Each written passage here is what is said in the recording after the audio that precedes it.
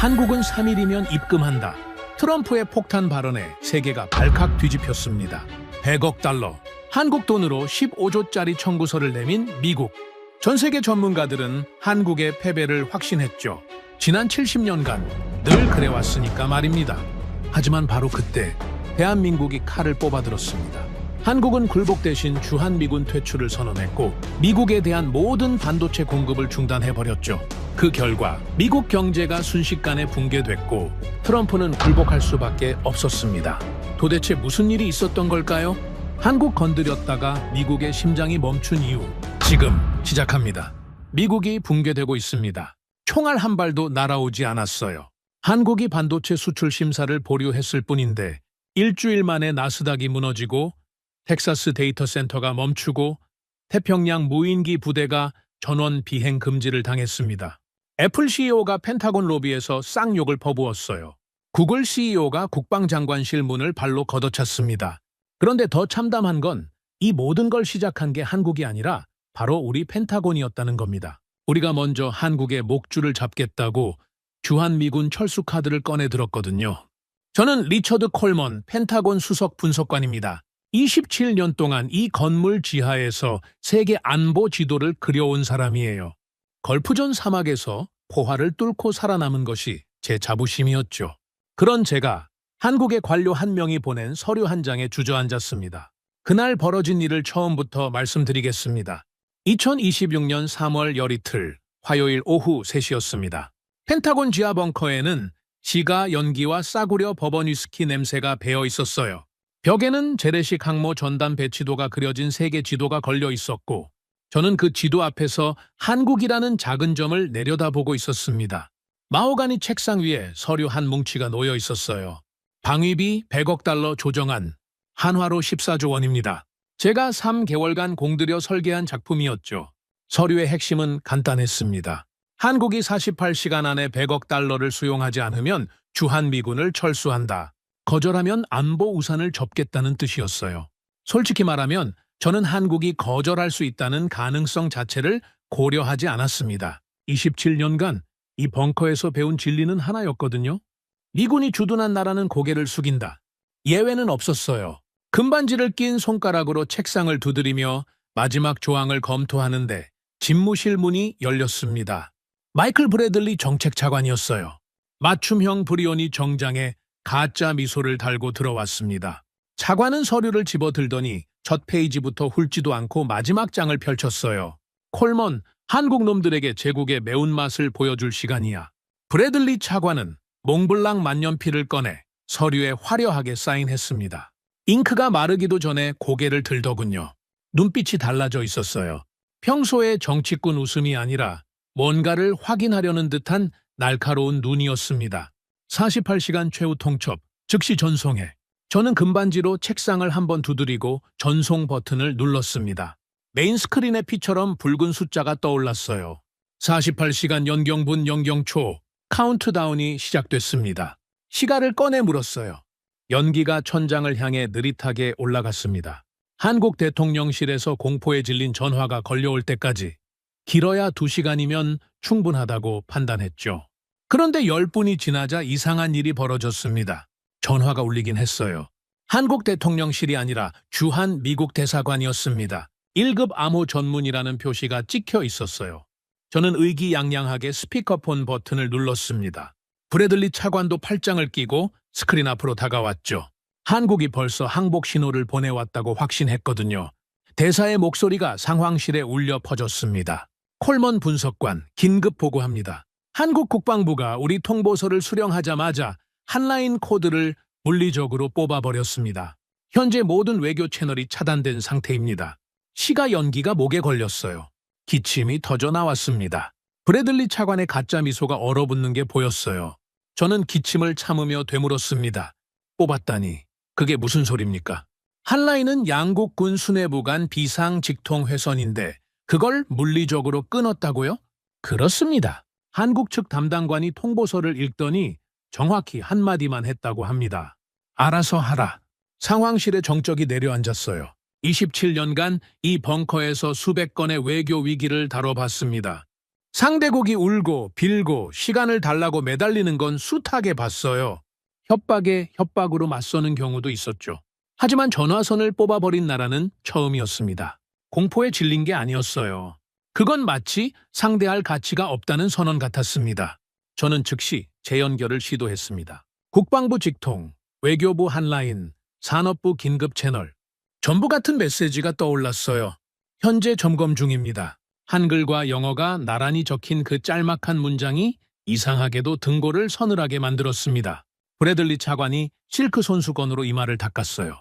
그 동작을 본 순간 저는 차관이 땀을 흘리고 있다는 걸 알아챘습니다. 3월의 펜타곤 지하 벙커는 냉방이 과할 정도로 시원한데 말이죠. 하지만 차관은 금방 표정을 수습했습니다. 손수건을 접어 안주머니에 넣더니 특유의 나른한 목소리로 말했어요. 기싸움이야 걸면. 내일 아침이면 워싱턴 카펫에 눈물을 흘리며 엎드리게 될 거다. 항복 문서를 받아내. 차관은 그 말을 남기고 상황실을 나갔습니다. 문이 닫히자 저는 시간을 잿더리에 비벼 껐어요. 더 이상 피울 기분이 아니었거든요. 메인 스크린의 카운트다운은 47시간 42분을 찍고 있었습니다. 숫자는 정확하게 흘러내리고 있었지만 그 숫자의 무게가 달라진 것 같았어요. 30분 전까지 저 시계는 한국의 항복을 재촉하는 압박이었습니다. 지금은 뭘까요? 누구를 향해 흐르고 있는 걸까요? 자리에 앉아 금반지를 돌렸습니다. 걸프전 때 받은 이 반지를 만지면 늘 자신감이 솟았어요. 국가의 힘은 항모와 전투기에서 나온다. 기술 따위는 샌프란시스코 너드들이나 만지는 장난감이다. 그게 제가 27년간 믿어온 세계였습니다. 한국은 그 세계에서 미군 주둔지 중 하나에 불과했어요. 감사해야 할 나라였지 두려워해야 할 나라가 아니었죠. 그런데 왜 전화선을 뽑아버린 걸까요? 겁에 질린 나라는 전화기를 붙잡습니다. 시간을 달라고 매달리죠. 한국은 정반대였어요. 대화 자체를 거부했습니다. 밤이 깊어갔습니다. 상황실의 불빛은 스크린의 붉은 숫자만이 전부였어요. 기술 장교 2명이 교대로 채널 복구를 시도했지만 결과는 같았습니다. 점검 중, 점검 중, 점검 중. 저는 차가워진 커피를 한 모금 마시며 벽에 걸린 세계 지도를 올려다봤어요. 한반도에 꽂힌 미군 배치 핀이 형광등 아래에서 번들거리고 있었습니다. 27년간 저 핀이 의미하는 바는 분명했어요. 모호, 시해, 은혜. 한국은 그 핀 덕분에 존재하는 나라라고 저는 확신했습니다.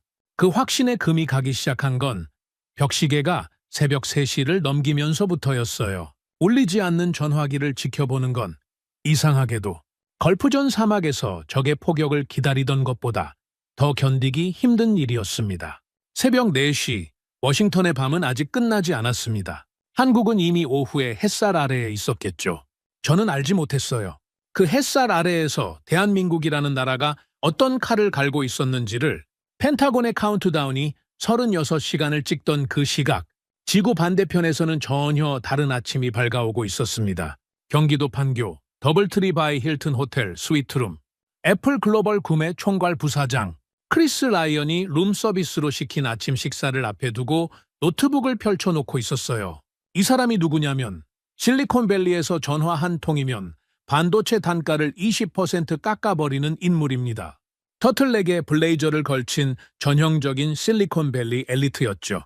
크리스는 삼성전자와의 HBM 단가 협상 전략을 점검하고 있었어요. 화면에는 빨간색으로 밑줄 친 숫자들이 나열돼 있었습니다. 올해 물량의 30%를 후려치겠다는 계획이었죠.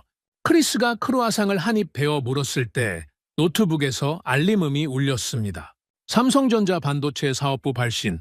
크리스는 콧노래를 흥얼거리며 메일을 열었어요. 삼성이 먼저 연락해 왔다는 건 자기 쪽으로 판이 기울었다는 뜻이라고 생각했으니까요. 메일은 2줄이었습니다.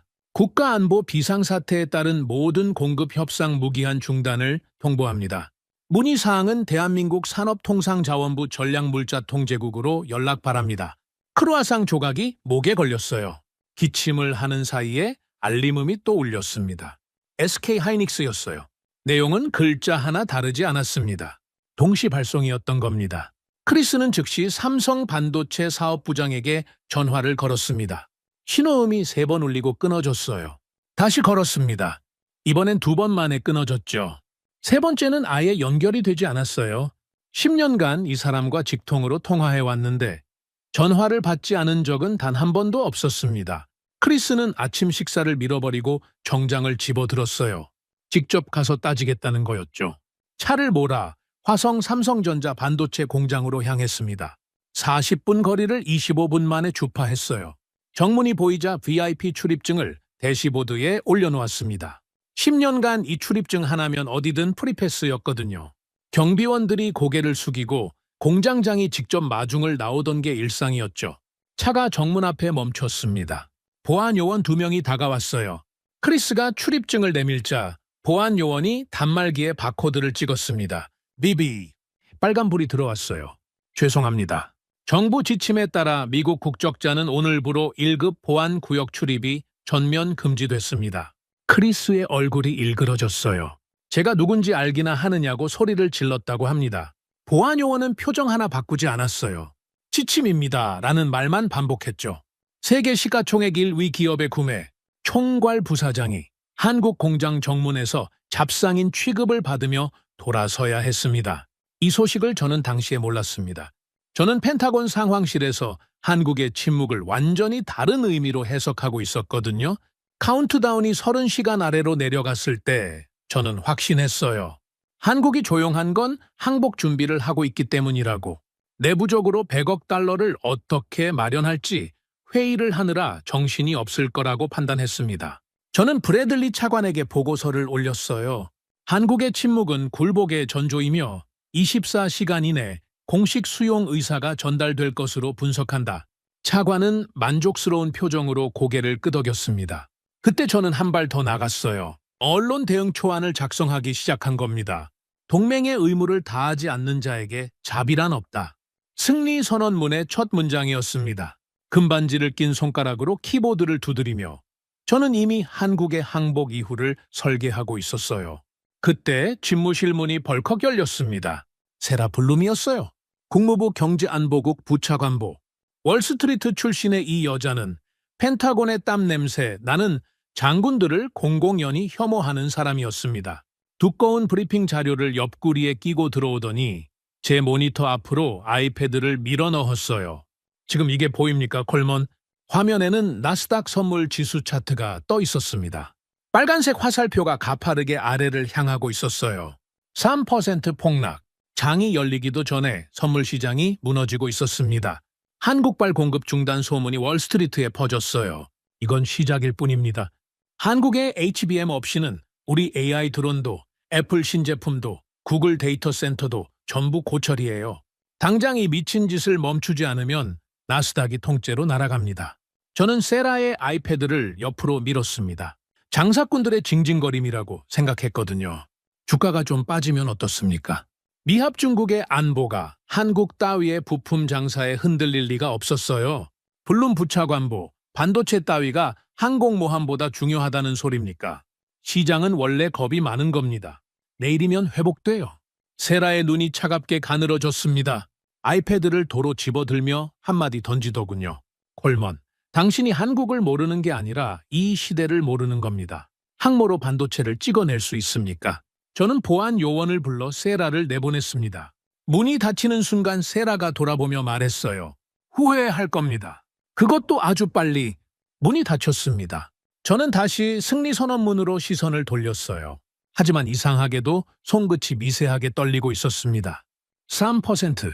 고작 3% 폭락에 뭘 그리 호들갑이냐고 스스로를 다독였지만 떨림은 멈추지 않았어요. 그 시각 판교 호텔로 돌아온 크리스 라이언은 로비에서 낯익은 얼굴들과 마주쳤습니다. 구글 클라우드 수석 부사장, 마이크로소프트 AI 사업부 총괄, 전부 미국에서 건너온 거물들이었어요. 이 사람들도 똑같은 메일을 받고 똑같이 공장 정문에서 쫓겨난 뒤 호텔로 돌아온 거였습니다. 크리스가 전화를 돌리자 상황은 더 참담했어요. 팡요와 분당의 호텔 곳곳에 미국 빅테크 임원들이 흩어져 있었는데 전원이 같은 처지였습니다. 한국 측의 연락만 기다리는 인질 신세. 누구 하나 삼성이나 SK 담당자와 통화에 성공한 사람이 없었어요. 로비에 모인 임원들이 동시에 워싱턴으로 전화를 돌리기 시작했습니다. 상원의원, 하원의원, 백악관 비서실, 펜타곤이 우리 목을 치고 있다는 비명이 태평양을 건너 워싱턴 정치권으로 쏟아져 들어갔어요. 저는 그 비명을 듣지 못했습니다. 펜타곤 지하 벙커의 방음벽이 바깥 세상의 아우성을 완벽하게 차단하고 있었으니까요. 저는 여전히 승리 선언문을 다듬고 있었어요. 한국은 제 분수를 알게 될 것이다. 두 번째 문장까지 완성했습니다. 그런데 한 가지 제가 끝내 알아차리지 못한 게 있었어요. 한국의 반도체 공장들은 멈추지 않았다는 사실입니다. 오히려 평소보다 더 맹렬하게 돌아가고 있었습니다. 24시간 3교대 풀가동이었어요. 화성과 이천의 클린룸에서 방진복을 입은 엔지니어들이 쉴 새 없이 HBM을 찍어내고 있었죠. 다만 그 물량이 어디로 향하는지는 철저히 베일에 쌓여 있었습니다. 미국으로 가는 게 아니라는 것만은 분명했어요. 카운트다운은 28시간을 가리키고 있었습니다. 저는 시간을 새로 꺼내 물며 내일 아침이면 모든 게 끝난다고 스스로에게 말했어요. 한국이 엎드려 빌 거라고. 제 금반지가 형광등 아래에서 번들거렸습니다. 27년간 저를 지켜준 이 반지의 무게가 왜인지 그날따라 유난히 무겁게 느껴졌어요. 펜타곤 상황실의 카운트다운이 12시간을 찍었을 때 주미 한국 대사관에서 외교 행랑 하나가 도착했습니다. 밀봉된 갈색 봉투였어요.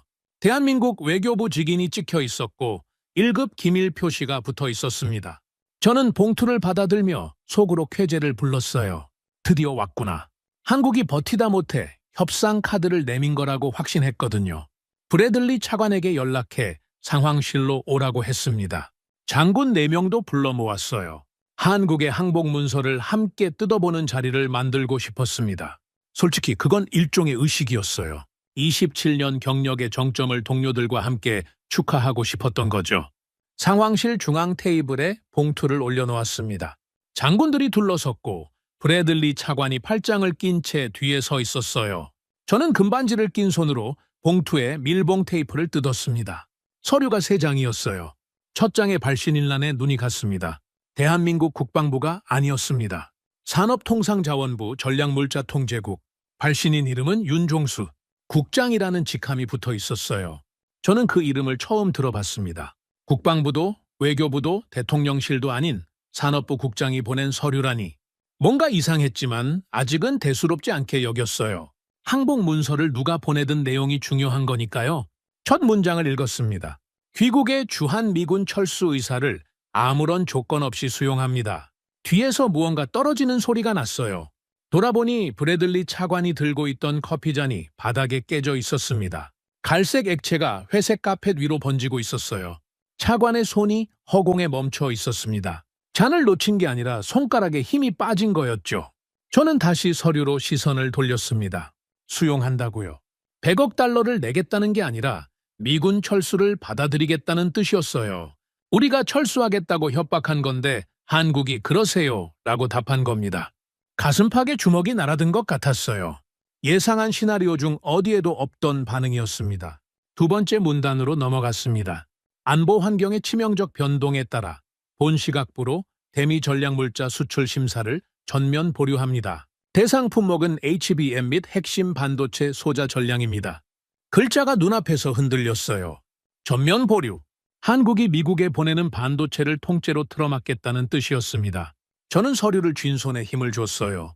종이가 구겨질 만큼 3번째 장을 펼쳤습니다. 조건이 3가지 적혀 있었어요. 첫째, 방위비 100억 달러 조정안 즉각 철회. 둘째, 전략물자 수출 심사 보류에 대한 소명.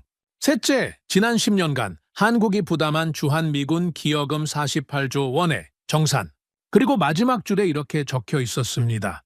본 서한 발송 시점으로부터 48시간 이내 상기 조건이 충족되지 않을 시 대미 전략물자 수출 금지 조치는 영구화됩니다. 48시간. 우리가 한국에 던진 바로 그 숫자를 고스란히 되돌려 보낸 겁니다. 메인 스크린에 붉은 카운트다운이 눈에 들어왔어요. 우리가 한국의 항복을 재촉하기 위해 켜놓은 시계. 그 시계의 의미가 완전히 뒤집혔다는 걸 그제야 깨달았습니다. 저 숫자는 이제 미국 경제의 사형 집행 시각을 향해 흐르고 있었어요. 장군 한 명이 서류를 빼앗듯 가져가 읽더니 얼굴이 하얗게 질렸습니다. 기술 장교가 달려와서 속삭였어요. 이 조치가 실행되면 현재 미 공군이 운용 중인 자율주행 드론 전 기체의 핵심 칩 교체가 불가능해집니다. 상황실이 술렁이기 시작했어요. 저는 서류를 테이블 위에 내려놓으며 애써 태연한 척했습니다. 반도체 따위가 미군보다 중요할 리 없습니다. 한국이 허세를 부리는 겁니다. 목소리가 갈라졌어요. 스스로도 들을 수 있을 만큼 장군들의 시선이 저를 향했는데 그 눈빛에서 동의를 읽을 수 없었습니다. 기술 장교 둘은 구석에서 노트북을 붙들고 뭔가를 미친 듯이 검색하고 있었어요. 그들의 얼굴에는 이미 공포가 번져 있었습니다. 브래들리 차관이 깨진 커피잔을 밟으며 다가왔어요. 실크 손수건으로 이마를 연신 닦고 있었습니다. 콜먼, 이게 진짜라면 우리가 먼저 보낸 카운트다운은 뭐가 되는 거지? 저는 대답하지 못했습니다. 우리가 한국에 48시간을 줬는데 한국이 우리에게 48시간을 되돌려 보낸 겁니다. 다만 무게가 달랐어요. 우리의 48시간은 군대 철수라는 협박이었지만 한국의 48시간은 반도체라는 실탄이 장전된 총이었습니다. 그때 알게 된 사실이 하나 더 있었어요. 윤종수라는 사람이 이 서류의 사본을 실리콘밸리 주요 기업들에 동시 발송했다는 겁니다. 애플, 구글, 마이크로소프트, 엔비디아. 미국 정부보다 미국 기업들이 먼저 이 통보를 받은 거였어요. 의미는 명확했습니다. 펜타곤이 어떤 결정을 내리든 미국 기업들이 자국 정부를 향해 총을 겨누게 만들겠다는 계산이었죠. 이건 외교가 아니었습니다. 수술이었어요. 미국의 내부를 정밀하게 갈라놓는 황요 호텔에서는 이미 난리가 나고 있었다고 합니다. 크리스 라이언이 서류 4번을 받자마자 애플 본사에 긴급 보고를 올렸고 호텔 로비에 모인 빅테크 임원들이 일제히 워싱턴을 향해 비명을 질러대기 시작했어요. 펜타곤이 우리를 죽이고 있다. 그 아우성이 상원의원실, 하원의원실, 백악관을 동시에 뒤흔들었습니다. 윤종수 국장은 그 와중에도 전화를 받지 않았다고 합니다. 판교 호텔에서 울부짖는 미국 임원들의 항의 전화가 쏟아져 들어왔지만 스피커폰으로 조용히 듣다가 아무 말 없이 끊어버렸다고 해요. 나중에 안 사실이지만 윤종수라는 사람은 유행이 지난 뿔테안경의 낡은 볼펜 하나를 손에서 놓지 않는 깐깐한 관료였습니다. 감정을 드러내는 법이 없었어요. 서류에 사실만 적고 법 조항만 인용하고 목소리를 높이지 않는 그런 사람이 보낸 서류 한 장이 워싱턴 전체를 마비시키고 있었습니다. 상황실에 기괴한 정적이 내려앉았어요. 아무도 말을 하지 않았습니다. 카운트다운의 붉은 숫자만 소리 없이 흘러내리고 있었어요. 저는 서류를 다시 집어들었습니다. 영구화라는 단어에 눈이 멈췄어요. 48시간 안에 조건을 수용하지 않으면 영원히 끝이라는 뜻이었습니다. 협상의 여지를 남겨두지 않은 겁니다. 금반지를 돌렸습니다. 손가락이 축축했어요. 땀이었습니다. 걸프전 사막 한복판에서도 마르지 않았던 손바닥이 종이 서류 한 장 앞에서 땀을 흘리고 있었습니다. 27년간 저는 한국을 하나의 핀으로 봐왔어요. 세계 지도 위에 꽂힌 미군 주둔지 표시. 그 핀을 뽑겠다고 위협하면 당연히 무릎을 꿇을 거라고 믿었습니다. 한국이 그 핀 대신 자기만의 무기를 갖고 있을 거라는 생각은 단 한 번도 해본 적이 없었어요. 서류 한 장이 제 27년을 부정하고 있었습니다. 브래들리 차관이 자리를 떴어요. 실크 손수건은 이미 흠뻑 젖어 있었습니다. 장군들도 하나둘 나갔고 상황실에는 저와 붉은 카운트다운만 남았습니다. 숫자는 정확하게 무심하게 줄어들고 있었어요. 워싱턴의 밤이 다시 깊어지고 있었습니다. 저는 윤종수라는 이름을 검색해봤어요. 사진 한 장 나오지 않았습니다. 이력도 인터뷰도 없었어요. 제가 이름조차 몰랐던 한국의 관료 한 명이 보낸 서류 석 장이 지금 미합 중국의 목을 조르고 있었습니다. 카운트다운이 6시간을 남겨둔 새벽, 브래들리 차관이 움직였습니다. 저는 상황실에서 밤을 샜어요. 등바디가 딱딱한 군용 의자에서 눈을 붙였다 떴다를 반복하는 사이 차관실에서 호출이 왔습니다. 올라가 보니 브래들리 차관이 책상 위에 언론 보도자료 초안을 펼쳐놓고 있었어요. 실크 손수건은 주머니에 없었습니다. 이마에 땀을 손등으로 대충 훔치고 있더군요. 그 모습을 보는 순간 이 사람이 밤새 잠을 자지 못했다는 걸 알았습니다. 콜먼, 한국 놈들이 우리를 흔들려고 하는 거야. 우리가 먼저 한 방 때리면 저쪽이 무너진다. 차관의 계획은 이랬습니다. 한국산 자동차와 가전제품에 30% 보복 관세를 즉각 부과한다. 미국 시장에서 한국 기업들의 숨통을 조이면 반도체 수출 보류를 버틸 재간이 없을 거라는 논리였어요. 저는 고개를 끄덕였습니다. 합리적인 판단이라고 생각했거든요. 한국 경제에서 미국 수출이 차지하는 비중이 얼마나 큰데 관세 폭탄을 맞고도 버틸 수 있겠습니까? 브래들리 차관은 직접 언론 브리핑에 나섰습니다. 펜타곤 정문 앞에 카메라가 줄을 섰어요. 차관은 브리오니 정장 단추를 잠그고 가짜 미소를 달았습니다. 동맹의 가치를 훼손하는 행위에 대해 미합 중국은 단호히 대응할 것입니다. 한국산 자동차 및 가전제품에 30%의 긴급 관세를 즉각 부과합니다. 카메라 플래시가 터졌어요. 기자들이 웅성거렸습니다. 차관은 질문을 받지 않고 돌아섰어요. 복도를 걸어오는 차관의 발걸음에는 자신감이 묻어 있었습니다. 저도 안도했어요. 우리가 손에 쥔 카드가 반도체뿐이라면 걱정할 이유가 있겠지만 미국 시장이라는 거대한 무기가 있지 않습니까? 한국의 현대자동차가, 삼성가전이, LG 세탁기가 미국 시장에서 쫓겨나는 꼴을 보면 청와대가 제 발로 기어올 거라고 확신했습니다. 그런데 반격은 제가 예상한 곳에서 오지 않았어요. 관세 발표 2시간 뒤 한국 측에서 아무런 항의도, 성명도, 유감 표명도 나오지 않았습니다. 조용했어요. 너무 조용했습니다. 윤종수 국장실에서 어떤 전화도 걸려오지 않았고 한국 외교부도 입을 다물고 있었어요. 저는 이 침묵을 한국이 충격에 빠진 것으로 해석했습니다. 관세 폭탄이 예상 밖이라 대응 전략을 짜느라 시간이 걸리는 거라고요? 틀렸습니다. 나중에 알게 된 사실이지만 윤종수 국장은 관세 뉴스를 보며 조용히 서랍에서 서류 한 장을 꺼냈다고 합니다. 대외무역법 제7조 국가 권력의 시장 부당 개입 조항이었어요. 미국이 관세를 때린 순간 한국은 수출 중단의 합법적 명분을 완성한 겁니다. 우리가 쏜 총알이 우리 발등을 관통했다는 걸 저는 전혀 눈치채지 못하고 있었습니다. 관세 발표 4시간 뒤부터 상황이 이상하게 돌아가기 시작했어요. 먼저 판교에서 비명이 들려왔습니다. 크리스 라이언이었어요. 애플 본사로부터 긴급 전화를 받았다고 합니다.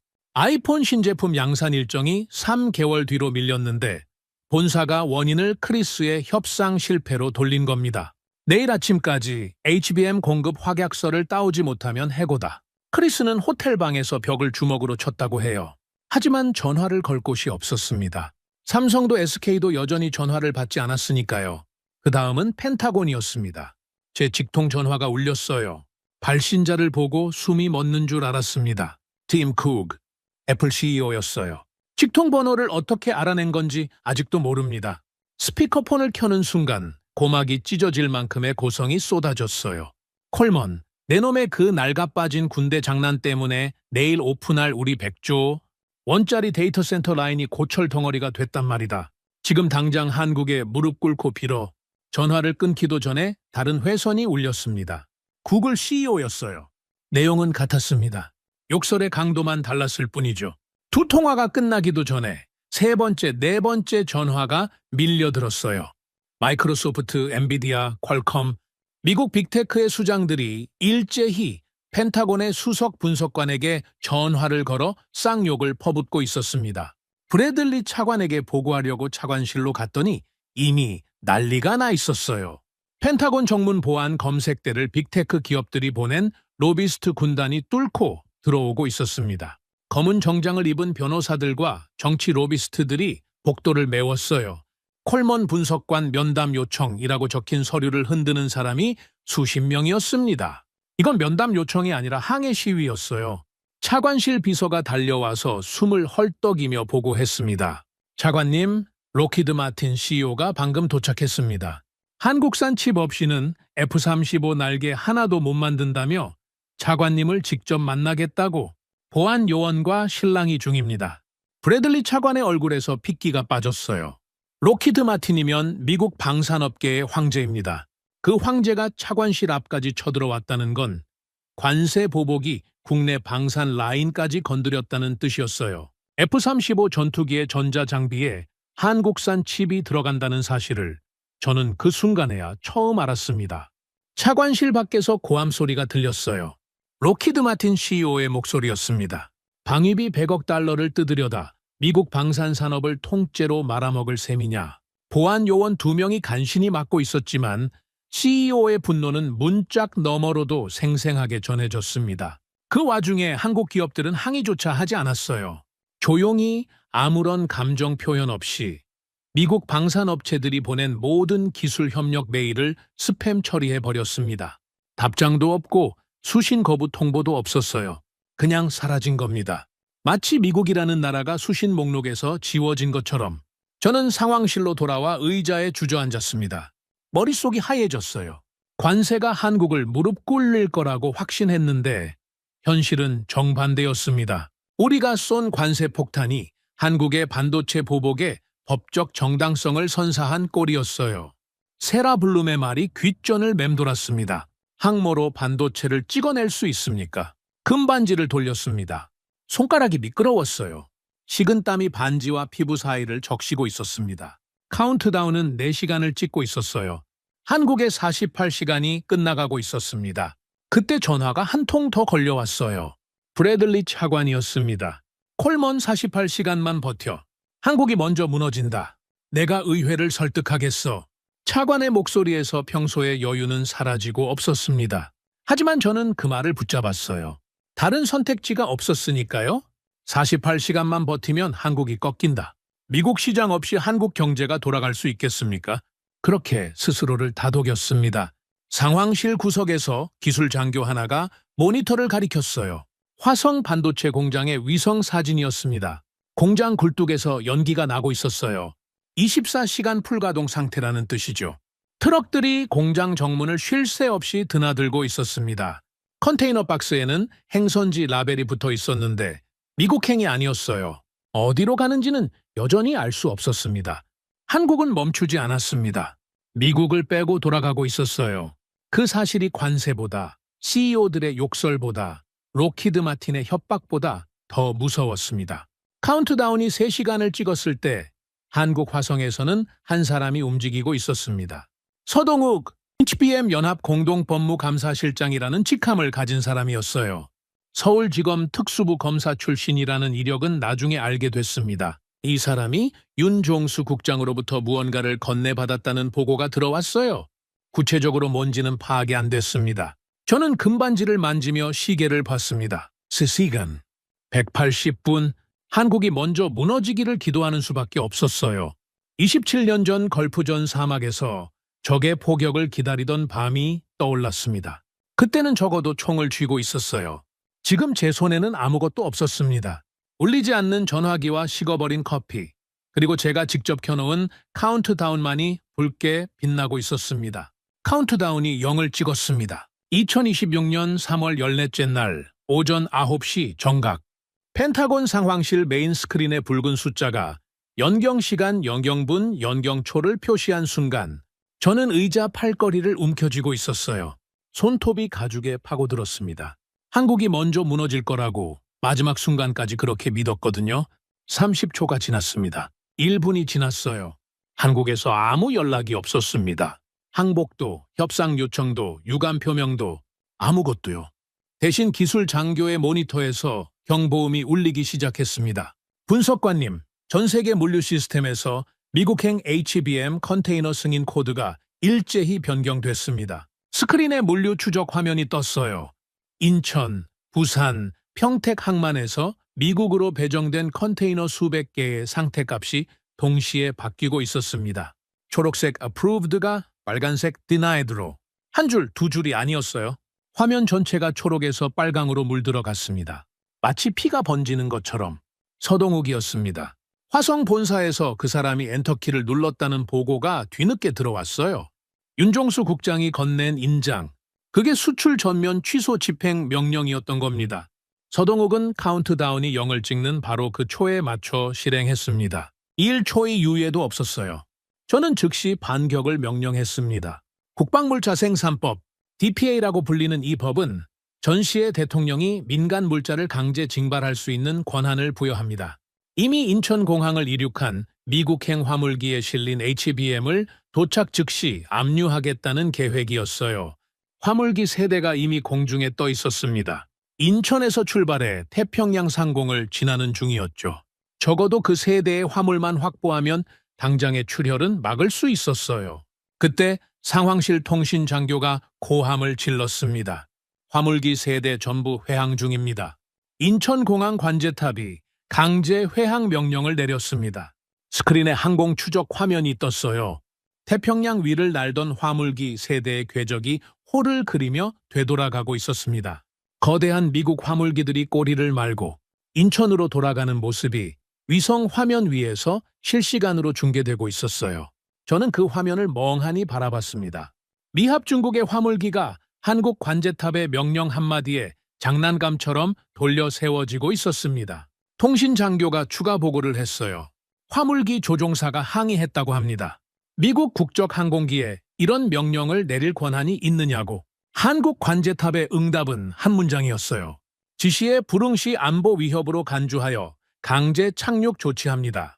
조종사들은 더 이상 항의하지 못했습니다. 상황실에 팩스기가 돌아가기 시작했어요. 종이가 쉴 새 없이 쏟아졌습니다. 서동욱이 서명한 안보 위협 연동 자동 발동 통지서. 같은 양식의 서류가 끝없이 출력되고 있었어요. 한 장, 두 장이 아니라 수십 장이었습니다. 미국 기업별로, 품목별로, 계약건별로 개별 통지서가 발행된 거였어요.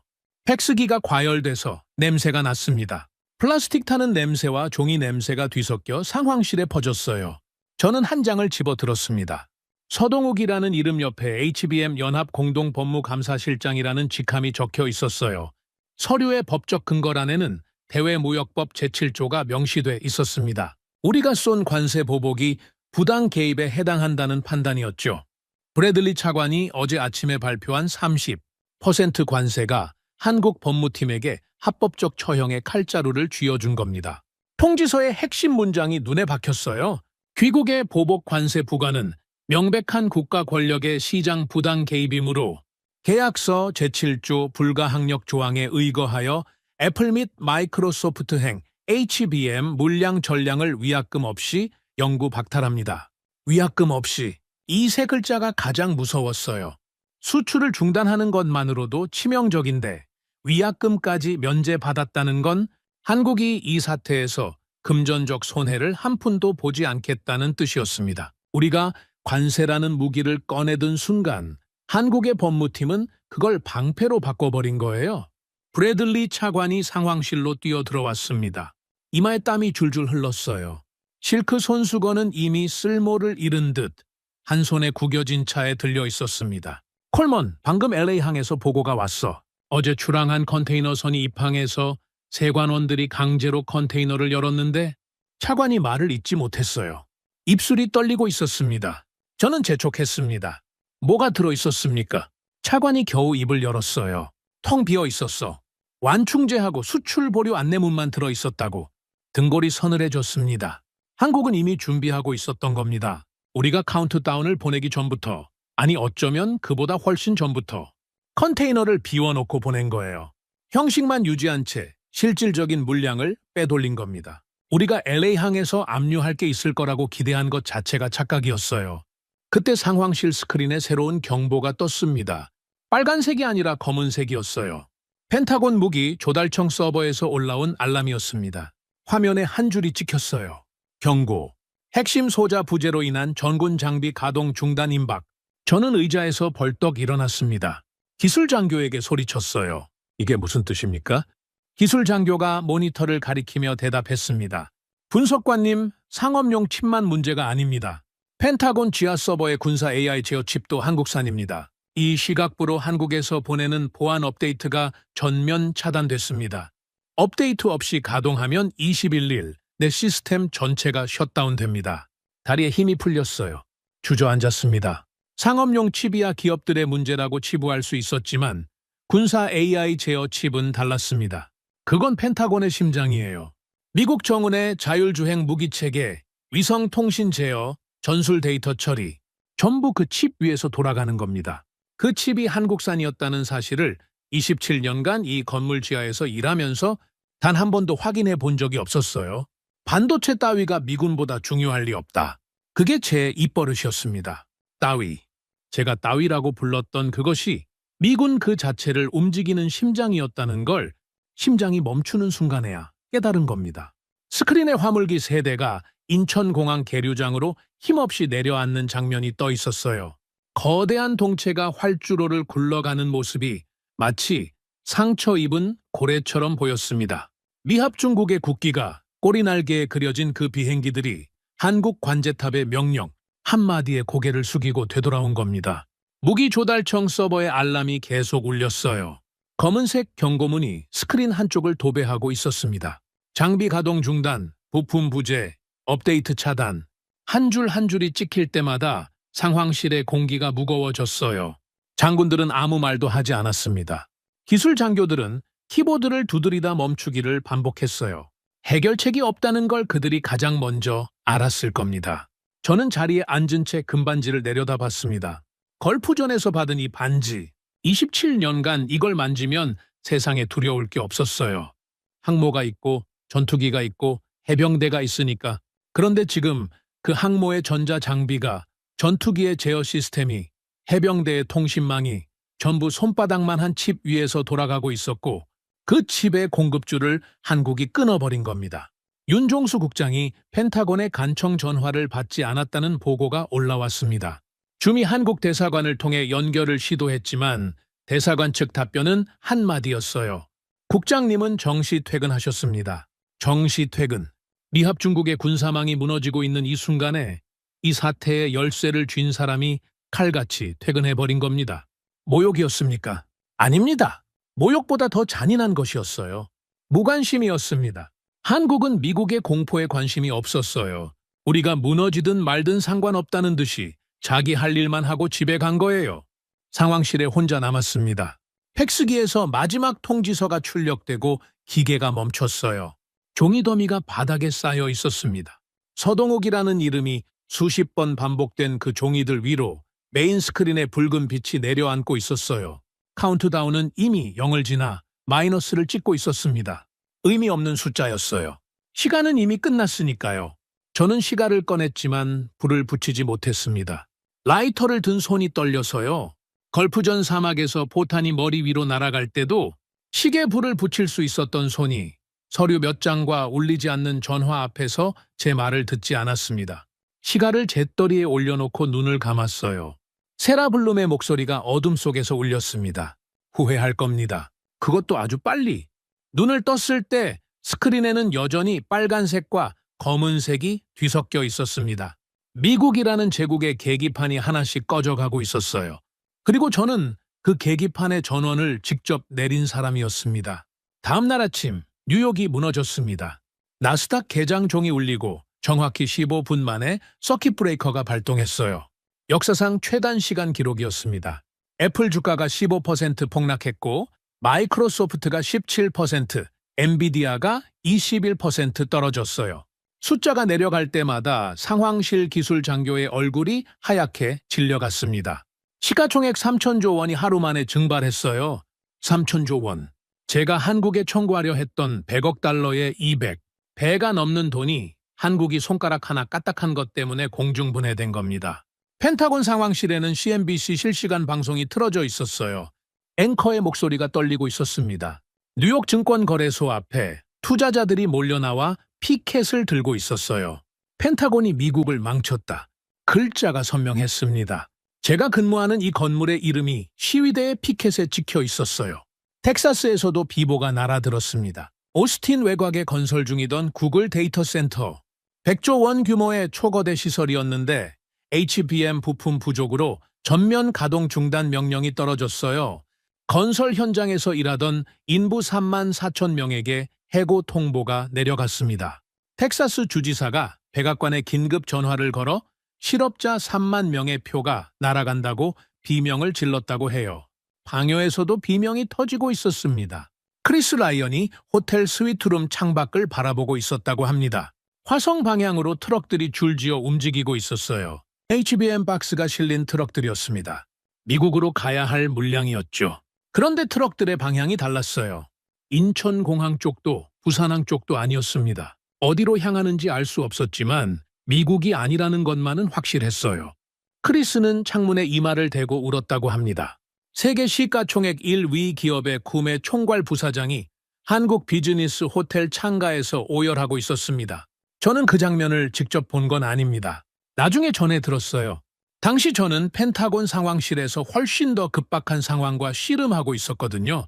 나스닥 폭락 소식이 퍼지자 분노한 애플과 구글 CEO들이 움직였습니다. 그런데 이 사람들이 겨눈 대상이 한국이 아니었어요. 미 국방부였습니다. 애플과 구글이 연방법원에 소장을 접수했다는 속보가 떴어요. 피고는 미합중국 국방부, 죄목은 국가정책으로 인한 민간기업 손해배상. 청구 금액이 화면에 찍혔는데 숫자가 너무 커서 처음엔 읽히지도 않았습니다. 미국 역사상 최대 규모의 국가배상 청구 소송이었어요. 미국 기업이 미국 정부를 고소한 겁니다. 한국이 칼을 휘두르기도 전에 우리끼리 서로의 목을 물어뜯기 시작한 거예요. 윤종수가 서류 4본을 실리콘밸리에 동시 발송한 의도가 이제야 선명하게 보였습니다. 처음부터 이걸 노린 거였어요. 펜타곤과 빅테크를 갈라놓는 것, 미국의 내부를 미국의 손으로 찢어놓는 것. 상황실 문이 벌컥 열렸습니다. 이번엔 국방장관이었어요. 제가 이 건물에서 27년을 일했지만 국방장관이 상황실까지 직접 내려온 건 처음이었습니다. 장관의 얼굴이 시뻘갰어요. 넥타이가 비뚤어져 있었고 구두끈이 한쪽만 풀려 있었습니다. 급하게 달려온 거였죠. 장관이 브래들리 차관을 쏘아봤습니다. 지금 나스닥이 통째로 날아가고 애플이 국방부를 고소하고 텍사스에서 3만 명이 해고되고 있는데 도대체 이게 뭔 짓이냐? 저는 브래들리 차관을 바라봤습니다. 이 사람이 처음부터 함께 했어요. 서류에 사인한 것도, 관세 보복을 발표한 것도, 48시간만 버티라고 한 것도 전부 이 사람이었습니다. 당연히 함께 책임을 질 거라고 생각했어요. 차관이 입을 열었습니다. 목소리에 망설임이 없었어요. 1초의 멈칫거림도요? 장관님, 이건 콜머니 데이터를 조작해서 독단적으로 저지른 일입니다. 저는 분석 결과를 보고받았을 뿐이며 최종 판단은 전적으로 콜먼 분석관의 몫이었습니다. 귀를 의심했어요. 몸이 얼어붙었습니다. 브래들리 차관이 저를 가리키고 있었어요. 몽블랑 만년필로 서류에 화려하게 사인하던 그 손가락이 지금은 저를 향해 뻗어 있었습니다. 데이터 조작이라니, 독단이라니. 차관이 직접 제국의 매운맛을 보여주자며 사인한 그 서류를 저 혼자 만들었다고 뒤집어 씌우는 거였어요. 장관이 저를 봤습니다. 저는 입을 열려고 했어요. 아닙니다. 차관이 직접 승인했습니다. 관세 발표도 차관의 지시였습니다. 그 말을 하려 했습니다. 하지만 장관의 눈이 이미 판결을 내린 뒤였어요. 브래들리 차관의 브리오니 정장과 제 구겨진 군복 셔츠, 정치 차관의 매끄러운 말과 분석관의 더듬거리는 해명. 누구의 말이 먹힐지는 뻔했습니다. 콜먼, 자네 책상은 이미 정리 중이야. 장관이 돌아섰습니다. 보안 요원 2명이 들어왔어요. 제 책상으로 가서 짐을 싸기 시작했습니다. 27년치 서류, 걸프전 사진, 낡은 커피잔. 그것들이 골판지 상자에 담기는 걸 저는 멍하니 바라봤어요. 브래들리 차관은 이미 상황실을 나간 뒤였습니다. 등 뒤에 칼을 꽂아놓고 실크 손수건으로 손을 닦으며 복도를 걸어갔겠죠. 세라 블룸이 들어온 건 그 직후였습니다. 평소처럼 두꺼운 브리핑 자료를 옆구리에 끼고 있었는데 이번엔 던지지 않았어요. 조용히 테이블 위에 올려놓았습니다. 중동과 아시아에서 작전 중인 우리 무인기 부대가 전원 비행 금지됐습니다. 부품 교체 불가. 현재 가동 가능한 무인 전투 자산은 0입니다. 0, 0. 미합 중국의 자율주행 무인기가 한 대도 날지 못하는 상황. 세라의 목소리에는 분노도 조롱도 없었어요. 사망 선고를 내리는 의사처럼 건조했습니다. 한국을 길들이려다 나스닥 시가총액 3천조 원이 하루 만에 공중분해되고 애플 CEO가 펜타곤 로비에서 쌍욕을 하는 꼴을 이제 똑똑히 보셨습니까? 저는 대답하지 못했어요. 대답할 자격이 없었습니다. 상황실 스크린을 올려다봤습니다. 미 전역의 군사망 가동률 지표가 떠 있었어요. 24시간 전만 해도 초록색 불빛으로 가득했던 그 지표들이 하나둘 꺼져가고 있었습니다. 초록이 노랑으로, 노랑이 빨강으로, 빨강이 검정으로. 태평양 함대 전자전 체계, 검정. 유럽 주둔군 통신 네트워크, 빨강. 중동 무인기 부대, 검정. 본토 방공 데이터 처리, 빨강. 화면 절반이 검은색으로 변해 있었어요. 죽어가고 있었습니다. 미합 중국의 군사 신경망이 실시간으로 죽어가고 있었어요. 금반지를 만졌습니다. 걸프전에서 받은 이 반지의 무게가 느껴지지 않았어요. 27년간 제 자신감의 원천이었던 이 금속 조각이 지금은 아무 의미도 없는 장식품이었습니다. 항모가 있어도 전자장비가 작동하지 않으면 바다 위의 철덩어리에 불과합니다. 전투기가 있어도 제어 시스템이 먹통이면 활주로에 박힌 고철이에요. 해병대가 있어도 통신이 끊기면 눈먼 보병일 뿐이죠. 기술 따위, 반도체 따위, 실리콘 쪼가리 따위. 제가 27년간 입에 달고 살았던 그 단어가 제국의 사인을 쓰고 있었습니다. 보안 요원이 마지막 상자를 들고 나갔어요. 제 책상이 텅 비어 있었습니다. 마호가니 표면에 금반지로 두드렸던 자국들이 희미하게 남아 있었어요. 27년치 자국이었습니다. 동맹국들을 압박할 때마다, 서류에 결제할 때마다, 한국 따위는 겁을 줘야 한다고 확신할 때마다 두드렸던 흔적들. 저는 그 책상 앞에 서서 스크린의 마지막 지표 하나가 검정으로 변하는 걸 지켜봤습니다. 펜타곤 본부 내부 네트워크 상태. 초록에서 노랑으로, 노랑에서 빨강으로, 빨강에서 검정으로. 제가 27년을 보낸 이 건물의 심장이 마지막으로 꺼졌어요. 제국의 전광판이 죽었습니다.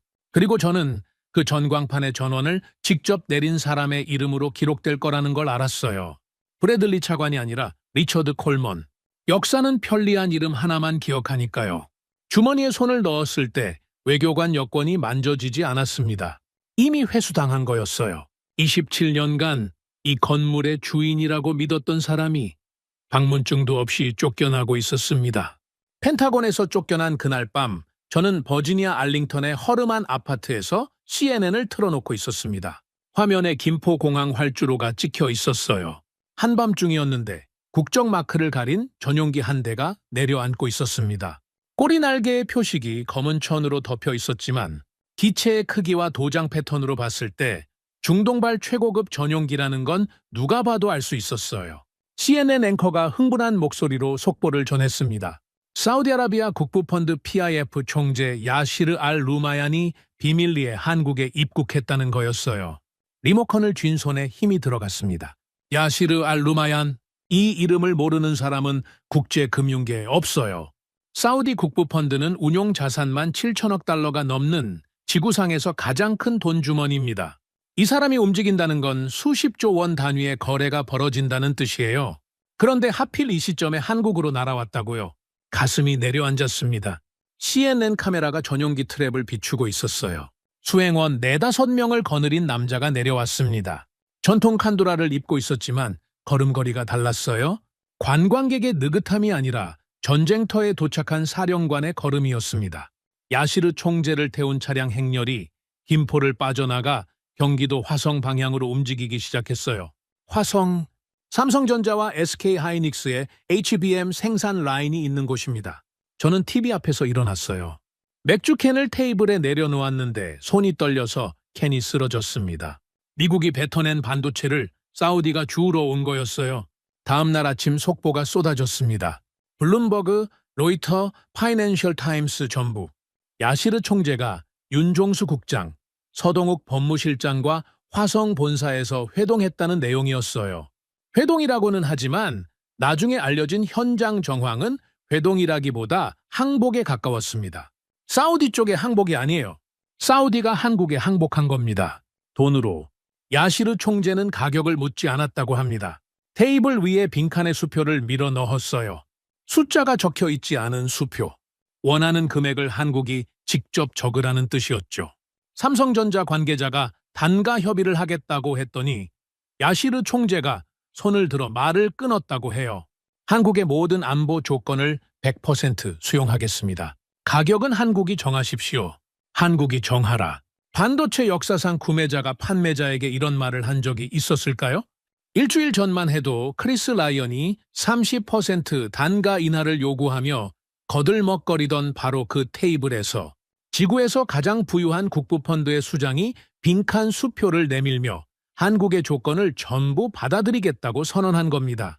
그런데 진짜 충격은 그 다음이었어요. 미국이 손을 쓰려 했습니다. 금융제재라는 카드를 국제은행 간 결제망인 스위프트를 통해 사우디와 한국 사이에 달러 거래를 차단하겠다는 움직임이 백악관에서 나왔어요.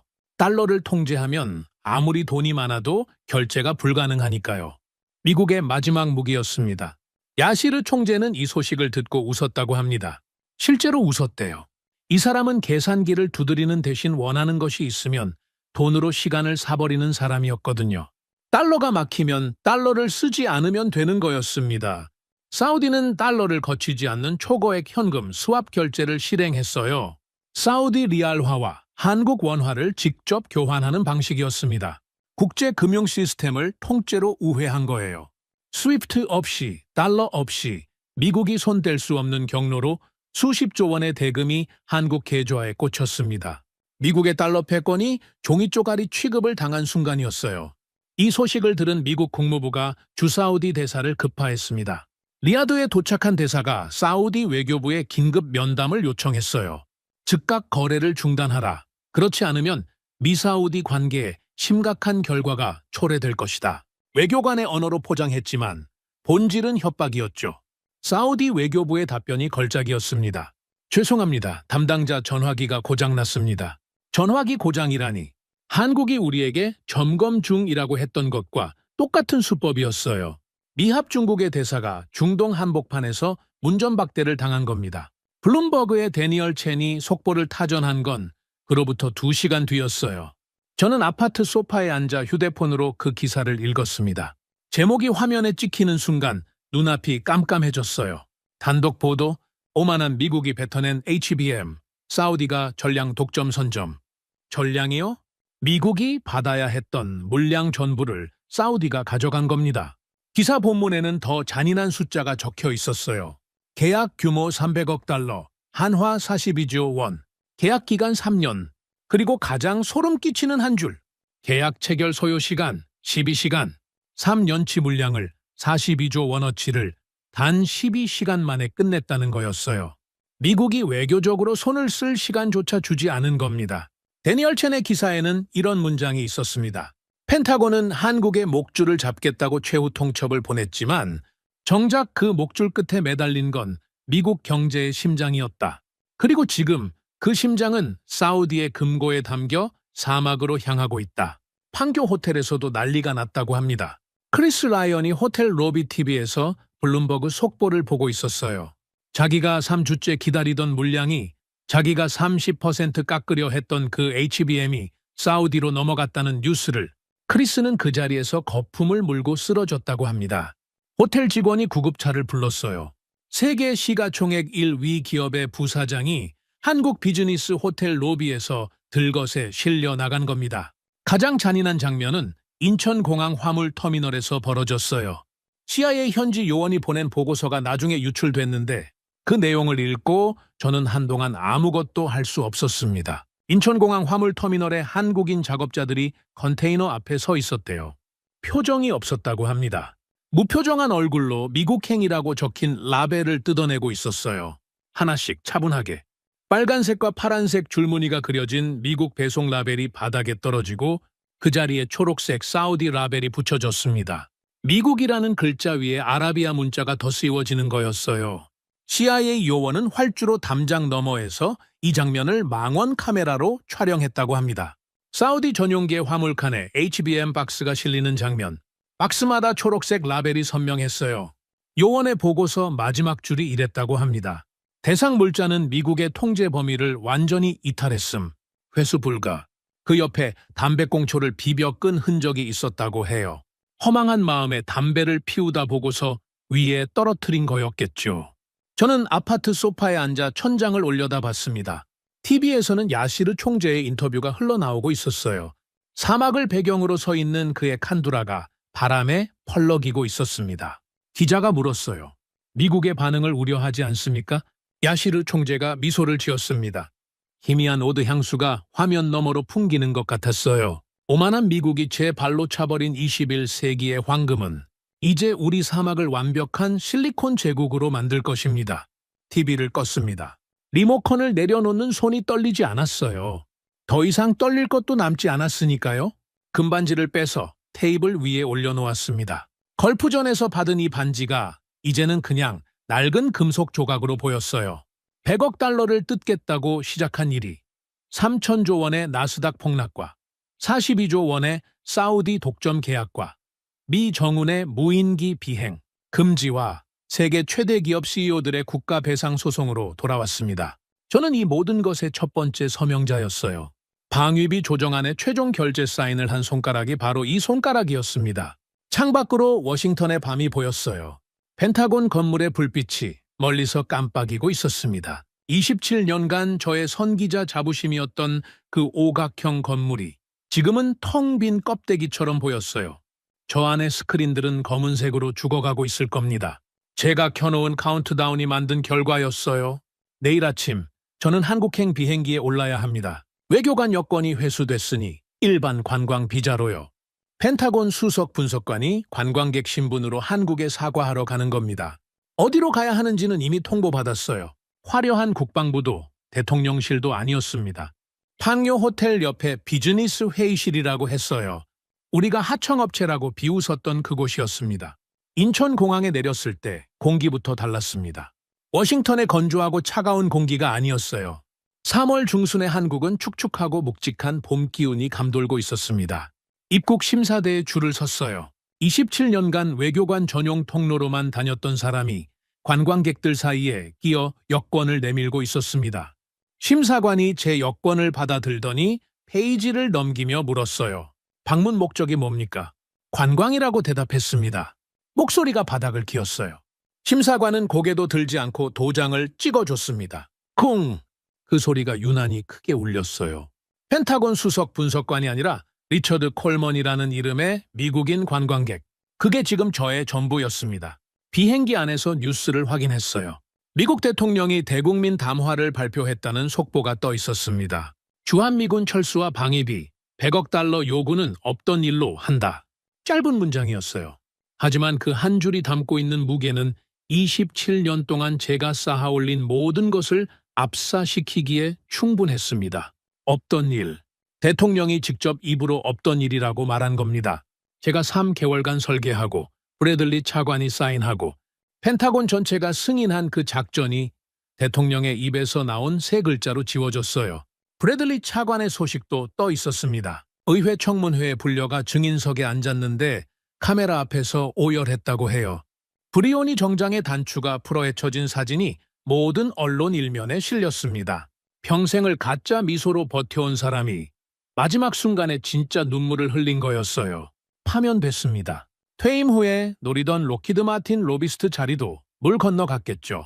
가짜 미소도 실크 손수건도 몽블랑 만년필도 더 이상 이 사람을 지켜줄 수 없었습니다. 제가 동정할 처지는 아니었어요.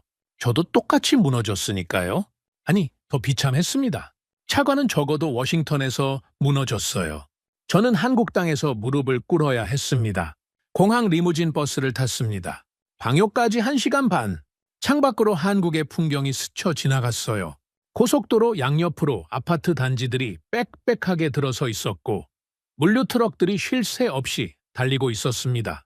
평범한 풍경이었어요. 하지만 저 트럭들 중 얼마나 많은 차량이 HBM 박스를 싣고 있을까 생각하니 평범하게 볼 수가 없었습니다.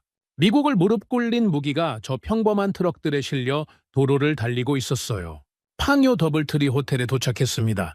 로비에 들어서는 순간 눈이 마주친 사람이 있었어요. 크리스 라이언이었습니다. 구급차에 실려갔다고 들었는데 퇴원한 모양이었어요. 하지만 일주일 전에 제가 보고서에서 읽었던 실리콘밸리 엘리트의 모습은 어디에도 없었습니다. 터틀넥 셔츠에 단추가 풀어 헤쳐져 있었고 눈 밑 다크서클이 턱까지 내려와 있었어요. 3주 넘게 이 호텔에 갇혀 있었던 흔적이 얼굴 전체에 새겨져 있었습니다. 크리스가 저를 알아봤어요. 펜타곤 수석 분석관의 얼굴이 언론에 나갔으니까요. 크리스의 눈이 가늘어졌습니다. 경멸이었어요. 순수한 경멸? 크리스가 제 앞으로 걸어왔습니다. 저는 멈춰 섰어요. 크리스가 제 구두 앞에 침을 뱉었습니다. 소리가 로비에 울렸어요. 호텔 직원들이 고개를 돌렸습니다. 내 놈 때문이야. 크리스는 그 한마디만 내뱉고 돌아섰습니다. 캐리어를 끌며 호텔 정문을 나갔어요. 본사 소환, 해고 통보를 받았는지 아니면 잦은 사퇴를 결심한 건지는 알 수 없었습니다. 크리스의 뒷모습이 자동문 너머로 사라질 때까지 저는 그 자리에 서 있었어요. 구두 위에 침을 닦지 않았습니다. 닦을 자격이 없다고 느꼈거든요. 호텔 직원이 다가와 회의실 위치를 안내해 줬습니다. 호텔 봉안이 아니었어요. 로비에서 나와 주차장을 가로질러 걸어가야 하는 부속 건물이었습니다. 간판도 없는 3층짜리 허름한 상가 건물의 2층. 회의실이라기보다 세미나실에 가까운 작은 방이었어요. 접이식 테이블 하나, 파이프 의자 6개, 벽에 걸린 화이트보드 하나. 그게 전부였습니다. 우리가 하청업체라고 비웃었던 곳. 미국 기업 임원들이 HBM 배정을 구걸하러 줄을 서던 곳. 이 초라한 회의실이 오늘 미합 중국의 사과를 접수하는 법정이 될 거였어요. 의자에 앉아 기다렸습니다. 10분이 지났어요. 20분, 30분. 아무도 오지 않았습니다. 에어컨이 꺼져 있었어요. 3월이라 덥지는 않았지만 밀폐된 공간의 공기가 점점 탁해졌습니다. 창밖으로 판교 거리가 보였어요. 점심시간이 다가오자 직장인들이 쏟아져 나왔습니다. 웃고 전화하고 커피를 들고 걸어가는 평범한 한국인들. 이 사람들 중 누구도 이 건물 2층에서 미국의 수석 분석관이 고개를 숙이고 앉아 있다는 걸 모를 거예요. 45분이 지났을 때 문이 열렸습니다. 윤종수 국장이었어요. 처음 보는 얼굴이었지만 단번에 알 수 있었습니다. 유행이 지난 뿔테앙형, 손에 쥔 낡은 볼펜. 보고서에서 읽었던 그대로였어요. 서류 가방을 들고 들어와 제 맞은편 의자에 앉았습니다. 인사도 악수도 없었어요. 서류 가방에서 서류를 꺼내 테이블 위에 펼쳐놓았습니다. 저는 허리를 굽혔습니다. 90도? 이마가 접이식 테이블의 차가운 표면에 거의 닿을 만큼 27년간 금반지로 마호가니 책상을 두드리며 동맹국들을 내려다보던 사람이 파이프 의자에 앉아 낡은 볼펜을 쥔 한국인 관료 앞에서 허리를 꺾고 있었습니다. 미합 중국을 대신하여 이번 사태에 대해 진심으로 사과드립니다. 윤종수 국장은 아무 말도 하지 않았어요. 제 사과를 받아주지도 거부하지도 않았습니다. 그냥 서류를 한 장 밀어냈어요. 새로운 공급 계약서였습니다. 저는 눈을 가늘게 뜨고 조항들을 읽어 내려갔어요. 일반적인 무역 계약서와 크게 다르지 않았습니다. 당화, 물량, 납기일, 품질 보증. 그런데 마지막 페이지에 빨간색으로 밑줄 친 조항이 하나 있었어요. 제사 12조. 미국 방부 또는 미 행정부의 부당한 시장 개입이 확인될 경우 대한민국 공급사는 위약금 없이 즉각 공급을 중단할 수 있다. 독소 조항이었습니다. 한 번 당한 일을 2번 다시 당하지 않겠다는 안전장치. 미국이 또다시 한국의 목줄을 잡으려 들면 한국은 언제든 반도체 공급을 끊을 수 있다는 뜻이었어요. 위약금도 없이 영원히. 볼펜이 밀려왔습니다. 낡은 모나미 볼펜이었어요. 몽블랑도 파커도 아닌 한국 편의점에서 1,000원이면 살 수 있는 볼펜. 저는 그 볼펜을 집어들었습니다. 손이 떨렸어요. 잉크가 살짝 번졌습니다. 리처드 콜먼이라는 이름 석자를 적어 넣었어요. 글씨가 흔들려서 마지막 회액이 삐뚤어졌습니다. 윤종수 국장은 서류를 회수하며 처음으로 입을 열었어요. 수고하셨습니다. 그게 전부였습니다. 사과에 대한 답도 원망도 훈계도 없었어요. 수고하셨습니다. 업무가 끝났으니 돌아가라는 뜻이었죠. 윤종수 국장은 서류를 가방에 넣고 일어섰습니다. 문을 열고 나가면서 한 번도 뒤를 돌아보지 않았어요. 발소리가 복돼서 멀어지고 계단을 내려가는 소리가 들리고 건물 밖으로 나가는 소리가 들리고 그리고 조용해졌습니다. 혼자 남았어요. 접이식 테이블 위에 볼펜 자국이 희미하게 남아 있었습니다. 제 서명의 흔적이었죠. 창밖을 바라봤어요. 해가 지고 있었습니다. 판교 너머로 화성 방향의 하늘이 보였어요. 그쪽 하늘이 이상하게 밝았습니다. 노을빛이 아니었어요. 인공적인 빛이었습니다. 삼성전자와 SK하이닉스의 반도체 공장들이 내뿜는 불빛이었어요. 24시간 3교대, 풀가동. 방진복을 입은 엔지니어들이 지금 이 순간에도 HBM을 찍어내고 있을 겁니다. 지구의 심장을 만들고 있는 거예요. 그 심장이 미국의 가슴에서 빠져나가 사우디의 사막으로, 유럽의 데이터 센터로, 아시아의 공장으로 흩어지고 있었습니다. 눈부셨어요. 저 불빛이. 대한민국이라는 나라가 가진 진짜 힘이 저 빛 속에 있었습니다. 항모도 전투기도 해병대도 아닌 머리카락 굵기의 10만 분의 1보다 작은 회로 위에 새겨진 눈에 보이지도 않는 기술. 그것이 제국을 무너뜨렸어요. 우리가 한국의 군사적 목줄을 쥐고 흔든다고 착각했지만 사실 그들이 쥔 서늘한 반도체가 우리 제국의 심장을 멈춰 세우고 있었습니다. 개목걸이를 당긴다고 생각했는데 그 줄 끝에 매달린 건 미국의 심장이었어요. 그리고 한국은 그 줄을 놓아버리는 것만으로 우리를 끝장낸 겁니다. 파이프 의자에서 일어섰습니다. 무릎이 시큰거렸어요. 90도로 굽혔던 허리가 쉽게 펴지지 않았습니다. 문을 열고 복도로 나갔어요. 계단을 내려가며 주머니를 뒤졌습니다. 금반지가 없었어요. 버지니아 아파트 테이블 위에 놓고 온 거였죠. 27년간 저를 지켜준 그 반지 없이 저는 한국의 봄바람 속으로 걸어 나갔습니다. 화성 방향의 하늘은 여전히 눈부시게 빛나고 있었어요. 오늘 이야기 어떠셨나요? 다음 영상에서 더욱 감동적인 우리 한민족의 이야기로 찾아뵙겠습니다. 여러분 시청해 주셔서 감사합니다. 행복한 하루 되시길 바랍니다.